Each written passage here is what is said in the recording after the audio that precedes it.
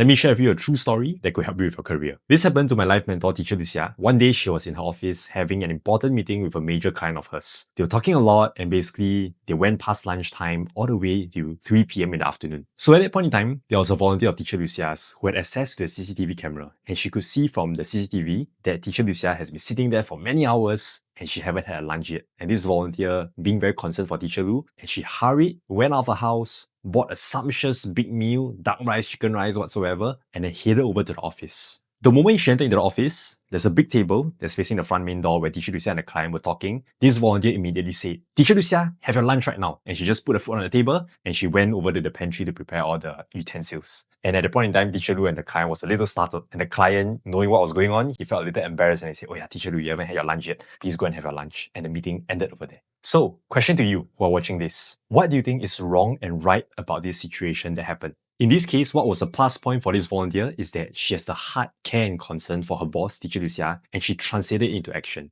Bosses always like employees who show their thoughtfulness and concern for them. However, the downside of this was that the way that she delivered it didn't take into account the full picture and make everyone happy and make the outcome wholesome. In fact, if this was a regular corporate world context, you could have ruined a really big deal for your boss. So what could have been done better in this situation? When this volunteer came into the room with the food, she could have said, "Hi teacher Lu Xia, hi Mr. Tan. I'm sure that you two haven't had your lunch yet, so here's lunch for the both of you." This way, teacher Lu Xia, the boss, receives your care and concern. The meeting, though interrupted, was done in a graceful way that made the client also feel accepted. And thirdly, the client may also think in his head that, "Oh, probably teacher Lu Xia also knew that I haven't had my lunch yet, and so she arranged for her volunteer to get this lunch for both of us." What a kind gesture. Teacher Lu Xia shares that this is an example of workplace social etiquette done wholesomely and perfectly. And she shares that social etiquette requires us to sometimes spend money, but we must always ensure that this money spent brings value to one's face, in the sense that it makes all parties happy. It makes you happy, fulfilling your objective of expressing this kind intention of yours to your superiors. It makes your superiors happy. It also makes other parties that are involved in the picture happy as well. Found this sharing helpful? I'll be sharing more career and life wisdom from my life mentor, teacher Lu Xia, so follow my channel for more.